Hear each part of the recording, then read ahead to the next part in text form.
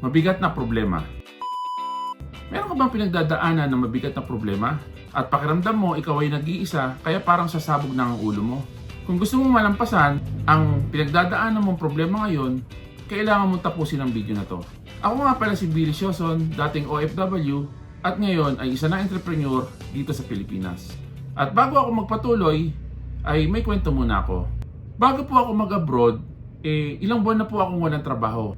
Dahil meron pong mga pangangailangan ng aking pamilya, so kailangan ko po itong tustusan. At dahil nga po nahinto na ako sa trabaho, kinailangan ko pong mangutang.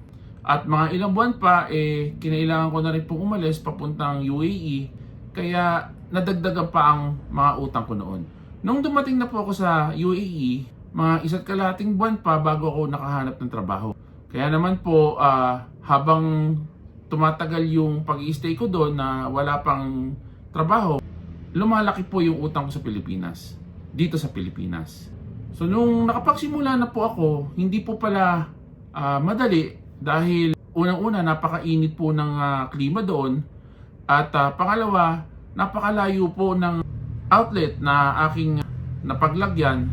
So kinakailangan ko pang bumiyahe ng 3 oras dahil nung mga panahon na yon wala pang metro, kaya kailangan mo maghintay ng bus kada 1 oras. Dahil po nakaramdam ako ng lungkot at hirap at init, para bang gusto ko nang mag-resign.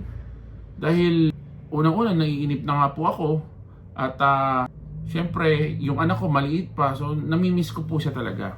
Kaya naman po binala ko po mag-resign, pero napag-isip-isip ko rin po na pag-uwi ko rito may malaki akong utang, maghahanap pa ako ng trabaho, so ganun din po, mahihirapan din ako. So ang ginawa ko na lang po ay tinigisan ko na lang po yung loob ko at sabi ko, tapusin ko na to. Nandito na rin lang ako. Ayokong umuwi ng talunan. So yun nga po, lumipas ang ilang buwan, nakapag-adjust naman po kahit papano. Ang mga pinagagawa ko po noon ay una, hindi ko na lang po inisip kung ano yung problema namin. So ang inisip ko lang po kung paano ko mapapagaling yung sarili ko sa pagbebenta ng mga digital camera, dahil nga po sa UAE, iba't ibang nationality yung kasama mo o iba't ibang nationality rin ang mga customer mo doon. At hanggang sa inabot nga po ako ng ilang taon doon sa una kong company, kaya naman po awa naman ng Diyos, nabayaran ko rin po yung utang ko noon at tumagal pa rin po ang pag-i-stay ko dyan sa UAE. So ano ba yung mga pwedeng makatulong sa mabigat mong problema? Una, huwag mong masyadong pakaisipin yung problema mo. Kasi hindi lahat ng problema pwedeng masolusyonan ora mismo. Yung iba, kailangan pang maghintay ng matagal ng panahon hanggang sa malalaman mo na lang na tapos na pala yung problema mo. Sumunod, maghanap ka ng pwedeng pagkalibangan. Kasi pagka nag-focus ka dyan sa problema mo, maaring ikabaliw mo yan. Napakahirap naman kung ikaw ang bibigay, dahil lalo sa case ko noon, meron akong asawa at anak, kaya kailangan kong maging matatag. Sumunod, nakatulong din po sa akin noon ang pagpunta ko sa gym. Dahil mahilig po ako mag-gym nung ako'y bata pa, kaya naman po nung nakakita ko ng malapit na gym dun sa aming accommodation, nag-enroll po ako hanggang sa nalilibang na rin po ako dahil inaabot ako ng 1 hanggang 2 oras doon. Pag uwi ko, pagod na ako, ligo, tulog. So lumilipas po yung oras ng ganun, hindi ko na namamalayan na meron pala akong mabigat na problema. Sumunod, maghanap ng makakausap. Noong mga panahon po na yon, may nakilala po akong isang Pilipino na galing din sa ibang bansa at nagkakilala po kami sa bus doon sa service namin papasok ng trabaho. So naging magkaibigan po kami doon, nagkakakwentuhan kada day off or pag-uwi ng bahay. Kaya naging malaking tulong po yon para makaiwas po ako sa homesick.